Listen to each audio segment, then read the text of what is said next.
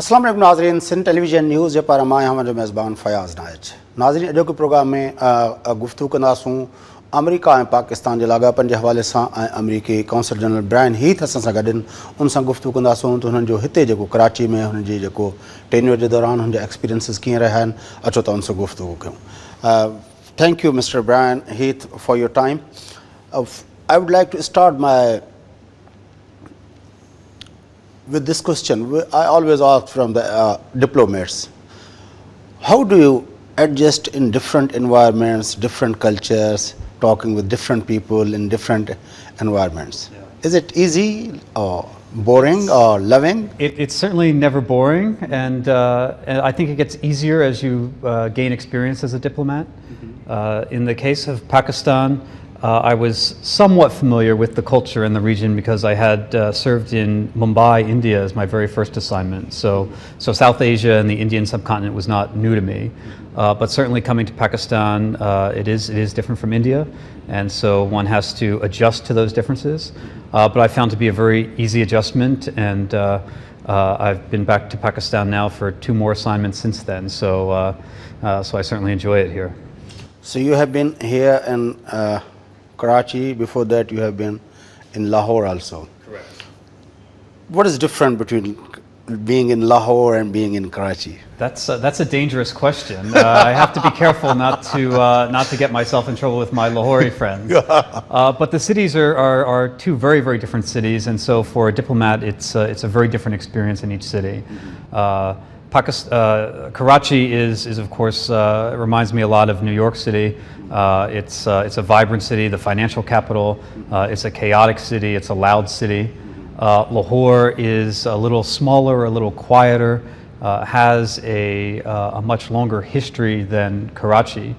But both have their advantages, and I enjoy them both equally. You have been in Germany also, and in Mumbai, as you told, and many other places. What is your take that which city or which place you like more? That's an interesting question because I think just as your earlier question spoke to how do we adjust and what do we learn about different cultures when we move around to different assignments. Also in the Foreign Service. The place you wish to go back again? Well, you want to go back to all these places again because they're so interesting. But along with learning about different cultures and different people, the variety of assignments we have in the Foreign Service also causes us to learn a lot about ourselves. And so after serving in Mumbai, I had the pleasure of going and serving in Berlin for 2 years. And what I discovered about myself, and which surprised me, is that I hadn't expected to, after doing 2 years in each of those countries, to find that I actually liked the kind of experience I had in Mumbai better than the experience I had in Berlin. And so when I had the option for my 3rd assignment to decide where I wanted to go, I was quite eager to come back to this part of the world and to experience Pakistan. In Western world, Pakistan is considered as a dangerous country. Do you really think so? After having so much experience? The world is a dangerous place, and Pakistan is a dangerous place as well. In everything we do here, just like people around the world, you have to look at what is the current environment like. What can you do to mitigate those threats that do exist, and how can you go about living your life and doing your work as safely and securely as you can in the environment. Certainly through our work here, we hope to help improve the security situation both in Pakistan and in the region, so that when people around the world think of Pakistan, security isn't the first thing that comes to their minds. As I was going through your profile, you have masters in national security, so you have a good background about the security. Why you think the world is so dangerous place and becoming dangerous every day? We could have a whole interview just on that subject. Yes, of course. This is your subject. It's a very complex one, naturally. Yeah. I mean, there's a lot of factors. In many ways, perhaps the world is less secure than it used to be. In many ways, when you look at the statistics, that the world is not as violent as it used to be. But certainly, In recent years, terrorism has come to the forefront of concerns here in Pakistan, in Washington, D.C., and around the world, where terrorists and violent extremists have conducted attacks. And to reduce the risk of those attacks, to reduce the frequency of those attacks, is the primary reason why the U.S. is conducting the kind of foreign diplomacy it does right now, including right here in Pakistan. Some people say that Karachi is like New York. You have also a good background of the New York. Do you think like that? Absolutely. Any similarities of both cities? Well, just before coming to Karachi on this most recent assignment, I had served in New York, and so I came directly from New York to Karachi, and so the similarities are still very, very fresh in my mind, and I would absolutely agree with the people who make those comparisons and favorable comparisons. We don't have the Times Square here. Well, you don't have the Times Square, and of course with the recent Supreme Court decision to bring down the billboards, I don't know when Times Square will come, but I think actually the provincial government does have a plan to create a kind of area like Times Square where the billboards will be regulated and provide a more sort of orderly kind of chaos. But we talked about the similarities in terms of the financial markets and the chaos of the city and the loudness of the city and the great vibrancy of the city. But like New York, Karachi is also a very diverse city with the diverse populations and ethnicities and religions that are present here. And I think that that is a similarity that I appreciate very much as well. And this is a very unique time that both of the candidates of both the parties are from New York background. This is true, yes. In the U.S., both our presidential candidates have a very strong New York connection. Yeah. So now, Pakistan-U.S. relations. You have been here in Karachi, and before that you have been in Lahore. How do you understand the Pak-U.S. relation? I am continually evaluating and coming to understand more and more about Pakistan-U.S. relationship. It's a very long relationship. Serving here in Karachi as the Consul General, I'm constantly reminded of that. This house we're having this interview in was the ambassador's residence at the time of Pakistan's independence when we established our diplomatic relations. And of course, we've had a presence here in Karachi ever since. And so it speaks to the long-term nature of our relationship with Pakistan. And over the 13 or so years that I've been involved in Pakistan-U.S. relationships, in the Pakistan-U.S. relationship, I've just seen it deepen and broaden. Our relationship continues to get stronger, I believe, and so it's a good thing to see, and I think our relationship is going in the right direction. But we always see a kind of challenges to this relationship. How do you and would you like to analyze those challenges? There are challenges. There's no doubt about it. No two countries in the world have a perfect relationship where they agree about everything, and so that's no different in terms of our relationship with Pakistan. But what the U.S. and Pakistan have done over time is establish mechanisms where we can talk about these differences and where we can work through these differences and where we prevent it from affecting the overall strength and nature of the relationship we have. And so with Pakistan, since 2009, we've had this strategic dialogue, and that is the mechanism we use for discussing any challenges or differences that might arise. But fundamentally, our relationship is based very much on values that both our countries share. Both our countries have made a priority: peace, security, economic prosperity. You are talking about the strategic dialogue. Do you think that there is the considerable outcome of that dialogue? Absolutely. As I noted, it dates back to 2009, but of course our relationship goes back much longer.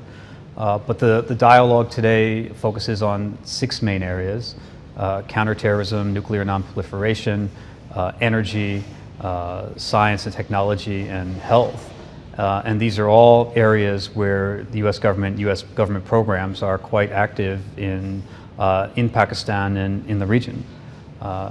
It's easy to lose oneself in terms of the numbers when we talk about dollar figures and things like that, but We have programs like the education program that are geared towards really a long-term investment in Pakistan, and we hope that investment is one that pays dramatic dividends not only today but in the future for future generations.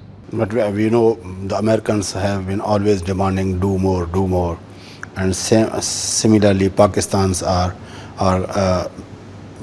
saying that we are doing more, but we have not been considered.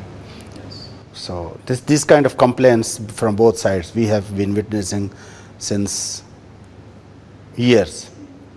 Well, both sides will continue to have expectations. I don't like using the words you used in terms of do more, because both nations have done quite a bit and continue to do quite a bit. And so in terms of our relationship with Pakistan, we're willingly and willing to acknowledge and quite appreciative of the work Pakistan has done in terms of its counterterrorism efforts, particularly its focus on extremist organizations that serve to destabilize Pakistan itself as a nation. The concerns we've shared recently and is about Pakistan's efforts to also target those extremists, those terrorists who project outside of Pakistan. And of course, both Prime Minister Sharif and the Chief of Army Staff, General Sharif, have repeatedly stated Pakistan's commitment to going after terrorists regardless of their affiliation, and we look forward to working with them to achieve that end. You have been here in Karachi for more than 2 years, and you have visited a lot of other parts of the Sindh. What is your impression about all these, your experiences of different historic places like Kodija was following your visits, Sakkar and Makli? What is your impression about Sindh? Well, the favorite part of my job, and I've got so many favorite parts of the job, but one of my favorite parts of the job is getting out of Karachi and getting to go into rural Sindh and to meet with the people there.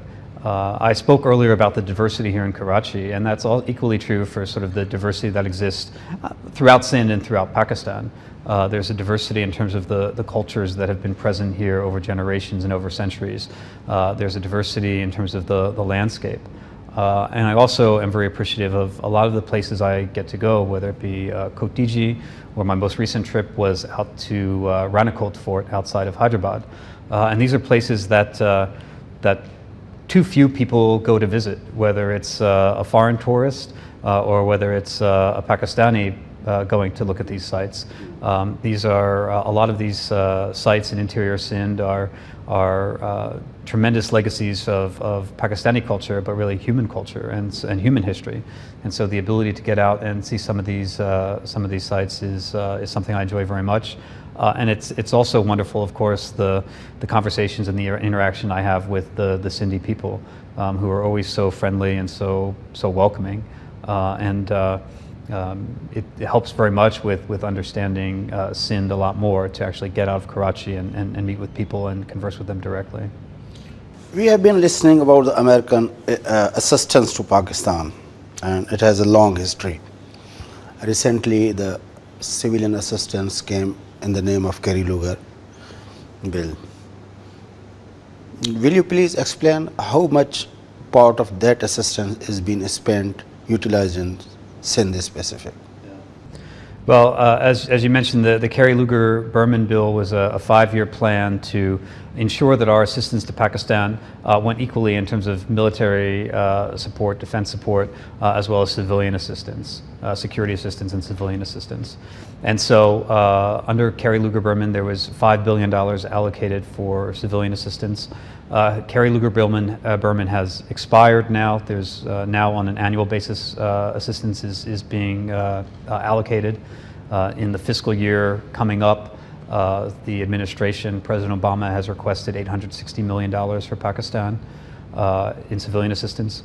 Here in Sindh, we focus on 2 main areas, but of course it's much broader than that. But the 2 main areas are education and maternal and child health. And this goes back to something I noted earlier, that these are long-term investments in Pakistan and future generations of Pakistanis. And so in the area of education, for example, under the Sindh Basic Education Program, we're investing $155 million to build and renovate over 100 schools in the province. And each of these schools are intended to attract a much broader student body, increase enrollment, particularly increase the enrollment of young girls, female students in the education system. And just a few months ago, I was up in Karpur, in the town of Koragut, and inaugurated the very first, along with the chief minister at the time, inaugurated the very first school under the program. And the parents, and of course there was a lot of community involvement there. And I remember the parents of one family came up and they were thrilled that the school had been constructed. And the school, if you go to Koragut, it's the most substantial building in the city. It clearly shows the prominence and importance of education, reflects the prominence and importance of education. And this family came up and they were overjoyed that this school had been built there, and told me that they had actually, even as the school was under construction, they had enrolled their young girls in the government school because they also wanted them to benefit from the new building once it was completed. And so I think by getting new children into the education system who otherwise wouldn't have had access, or whose parents wouldn't have supported them getting an education, it really is going to help Pakistan to achieve greater economic success in future years.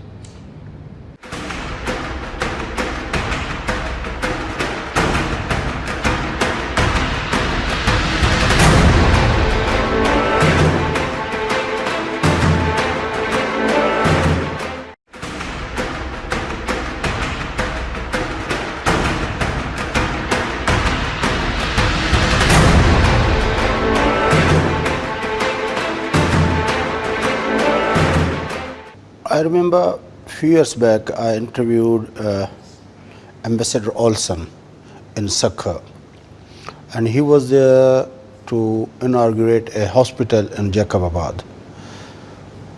Will you please explain how about that project? What is the? Yes, I think you're referring to the Jacobabad Institute of Medical Sciences, and so your interview with Ambassador Olson probably, I would imagine, was when he went to inaugurate the construction or launch the construction of the hospital. And just this past, I believe it was January, I went back up to Jacobabad with Ambassador Hale, and we cut the ribbon along with the chief minister of the hospital. So it's now open and seeing patients. And it's a hospital with over 100 beds. And right now the inpatient section of the hospital is in the process of being opened, but the outpatient section is open already, has been open since January, and they're seeing over 100 patients a day, much higher numbers than they anticipated. And so this hospital is providing much needed medical services, not only to the people of Jacobabad, but also from southern Punjab and eastern Balochistan.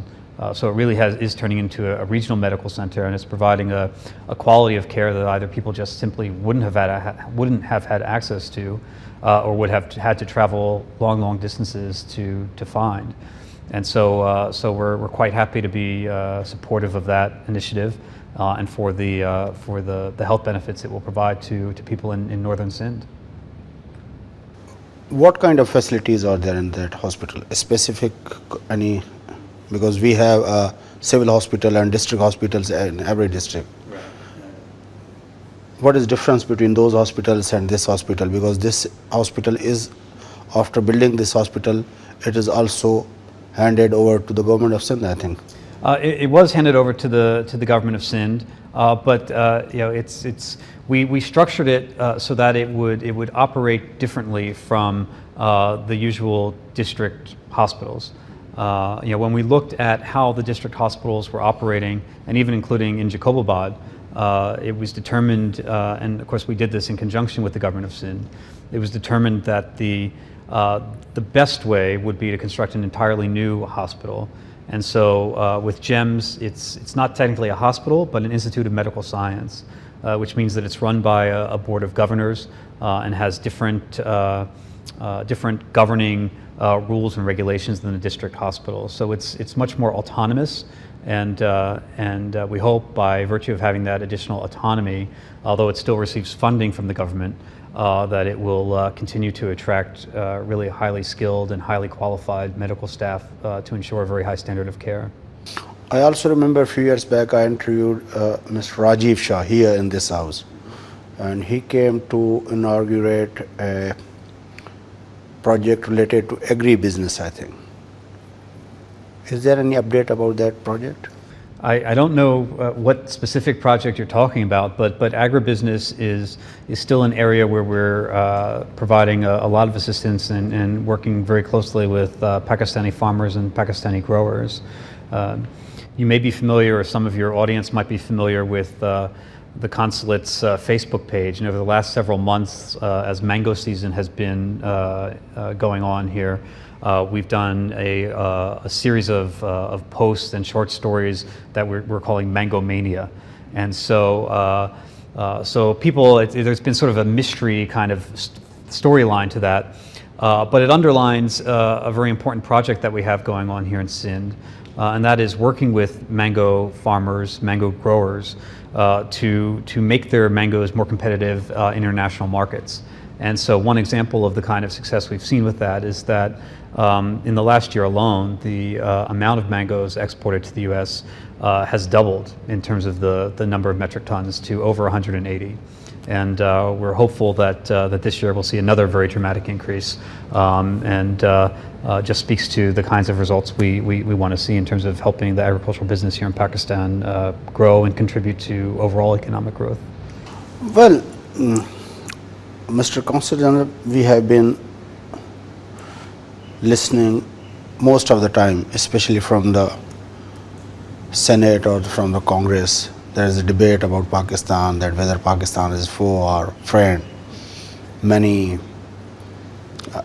congressmen or women have a very strong viewpoints against Pakistan. How we as a Pakistani understand those voices? I think you need to listen to those voices, but do so in totality. The congressmen, of course, are and do have their individual opinions. Foreign policy under our Constitution is the purview of the president, and so President Obama has been clear, as has Secretary Kerry, in their appreciation for the efforts that Pakistan has put forward in terms of its counterterrorism efforts and combating violent extremism, and also very careful to recognize the sacrifices Pakistan has made. The horrible attack just last week in Quetta that killed some 70 people, including a large number of attorneys, is just the most recent example of the kind of violence and terrorism that happens here in Pakistan all too frequently. And so we remain committed to helping the government of Pakistan to rid Pakistan of these kinds of terrorists, and also to help the government ensure that Pakistan is not used as a base for terrorists or extremists who would seek to destabilize the region. No, yes, of course, this is true, that because Senator John McCain came here and he has also a good impression about Pakistan efforts, but government of Pakistan is complaining about the F-16 issue, and as you are saying that Pakistan is facing a very severe challenge from the terrorists, so it needs a lot of equipments, especially F-16s, to face those challenges. I absolutely agree. Pakistan is one of the top 4 recipients of foreign military financing in terms of U.S. support, which basically foreign military financing is where the U.S. finances the purchase of certain types of equipment. And that was exactly the issue with the F-16s. As you know, the Obama administration supported the sale of the F-16s to Pakistan. Where it ran into some difficulty was with Congress approving the foreign military financing of it. And it's Congress who needs to authorize and sign off on those kinds of things. And so Pakistan still had the ability to purchase the F-16s if it was able to do so using its own funding. The congressional intervention just prohibited the foreign military financing from being used for that purpose. But that financing is available for other equipment, and we're looking at what potentially that might be used for, since it won't be applied to the F-16s. What is your take on the drones? Because it has been a kind of different point of view here in Pakistan and even in the United States. In intelligentsia and media, there are different viewpoints, that some people here and some people there.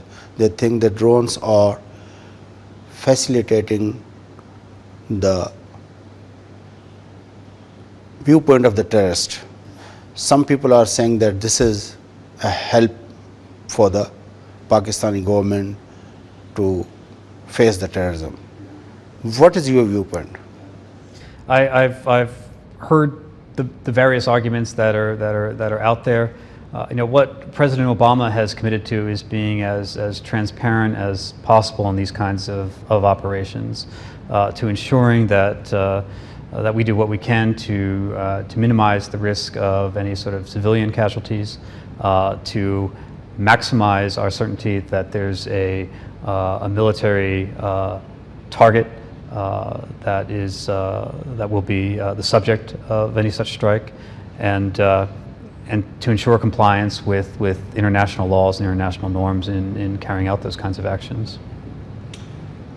Pakistan and America has, as you told us in the starting of this interview, had a very long history. But the trade between these two countries is not as much bigger, the volume of the trade, as it should be. What is your take on that? What are the hindrances? Well, we certainly want to grow trade with Pakistan. Last year, trade between our two countries stood at about $5.5 billion, which is not insignificant, but still clearly there's room to go from there. And Pakistan actually has a trade surplus with the U.S. of about $2 billion. So Pakistan is exporting more to the U.S. than the U.S. is exporting to Pakistan. But we're trying to help grow that trade in a couple different ways. One is by promoting investment in Pakistan to American firms. And so each year for the last 4 years, in conjunction with Pakistan's Ministry of Commerce, we sponsored business opportunities conferences, the most recent of which just happened in New York this past June. And the next one, next spring, will take place in Pakistan, maybe here even in Karachi if we're lucky. The idea to show people that Pakistan is open to investment, that there is lots of opportunity here in investment, to invest. Pakistan has a growing middle class, Pakistan has a growing economy, and so there is opportunity here. The international firms and American firms I talk to, do have some areas of concern with investment, but each one of which is overcomable. None of these are absolute bars. But for example, and security, believe it or not, is not necessarily the top one. It's among the ones that are mentioned, but not the top one. The taxation regime is one area of that businesses are interested in knowing more about. Intellectual property right protections are another, as are dispute resolution processes for foreign businesses, and not only American businesses, but any sort of foreign business looking to come and establish operations here in Pakistan. Those are key factors they're looking at. But these all kind of reservations or complaints the international businessmen have with the China, but they are going there. Well, businessmen will have complaints no matter where they are, right? Businessmen are always looking for some kind of an even better deal than they're given. But obviously, it depends on the circumstances of each individual business when they're weighing all those factors. And just as there are those I mentioned, as I said, there are also the positive factors, the attractive factors to doing business in Pakistan. And so it really will be sort of business specific in terms of how those factors finally are evaluated. Have you any observation that what kind of sectors the international businessmen can come here for the investment? Well, the traditional sectors are textiles and things of that nature.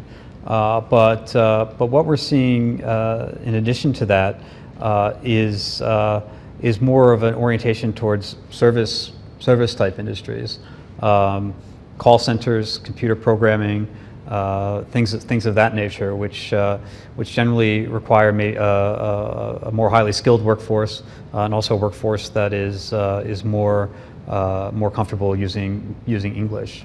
And so I think we're starting to see an expansion of the types of companies that are looking at coming to Pakistan. Don't you think energy as one of the important sectors which for the Absolutely. to be invested? Absolutely. I mean, energy is a key component of the strategic dialogue we have. Here in Pakistan, there is a lot of American interest in the energy sector. GE is quite active in providing some turbines and other equipment for many of the power plants that are now under construction. Right here in Sindh, there's a lot of interest in solar power as well as wind power, these renewable energies. And so we do have American firms here looking at that sector as well. I have asked Ambassador Munter and Ambassador Olson about the coal projects of Sindh. And you have been here for 2 years, and you know, especially the Sindhi people and Sindh government, the Americans are not interested to invest in coal projects. Why?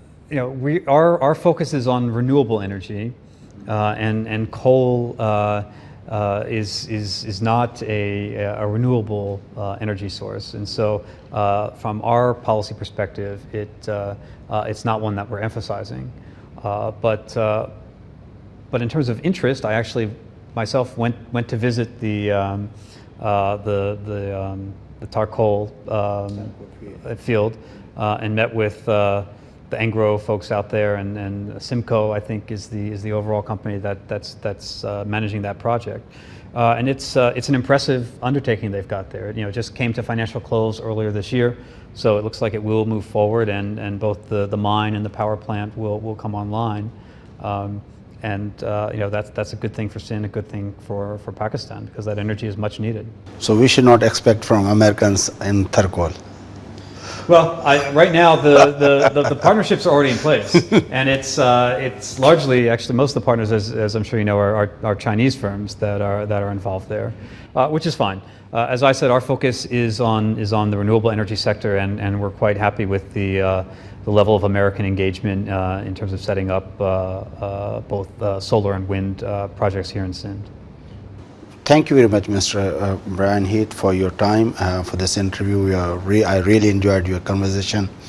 नाज़रीन, गुफ्तगू तव्हां ॿुधी American consul general Brian Heath सां असां गुफ्तगू कई Pakistan America जे perspective में, सिंध जे हवाले सां असां गुफ्तगू कई त सिंध जे अंदरि हुन जा कहिड़ा प्रोजेक्ट्स आहिनि ऐं सिंध के जेके मसइला आहिनि उन्हनि जे हवाले सां जेको ॻाल्हि ॿोल कई त तालीम ते जेको आहे उन्हनि काफ़ी इन्वेस्टमेंट कई आहे। सिंध जे अंदरि केतिरा ई सवें स्कूल आहिनि जिन ते उहो इन्वेस्टमेंट कनि पिया, ऐं ज़बरदस्त क़िस्म जूं बिल्डिंग्स जेको आहे सिंध जे अंदरि जेको आहे उहो अमेरिकन एड सां ठाहियूं वञनि पियूं। उनखां अलावा जेको जैकबाद जी पाण अस्पताल जी ॻाल्हि कई त उहा हिकिड़ी ज़बरदस्त क़िस्म जी 100 बिस्तरनि ते मुश्तमिल हुन अस्पताल अमेरिकन्स हुनजे तरफ़ां ठही आहे। ॿिया इन तरह जा केतिरा ई जेके पंहिंजो प्रोजेक्ट्स आहिनि जेके अमेरिकन इमदाद सां हिते हलनि था, पर यकीनी तौर ते जेका जेके गुफ़्तगू जे अंदरि हली, जेको ब्रायन हीथ साबित चयो त पाकिस्तान ऐं अमेरिका जी जेको लाॻापा आहिनि ॿिन्ही मुल्कनि जा तमामु पुराणा लाॻापा आहिनि, ऐं मुख़्तलिफ़ वक़्तनि ते उन्हनि लाॻापनि जे विच में हिकिड़ो जेको आहे ॿिन्ही मुल्कनि जे विच में हिकिड़ो व्यू पॉइंट जे अंदरि जेको डिफरेंस अचे थो उहो बि हिकिड़ी हक़ीक़त आहे। जीअं उन हवाले सां बि असां उन्हनि सां गुफ़्तगू कईसूं। प्रोग्राम जो वक़्तु पूरो थिए थो। पंहिंजे मेज़बान फयाज़ नश खे इजाज़त सदाईं गॾु।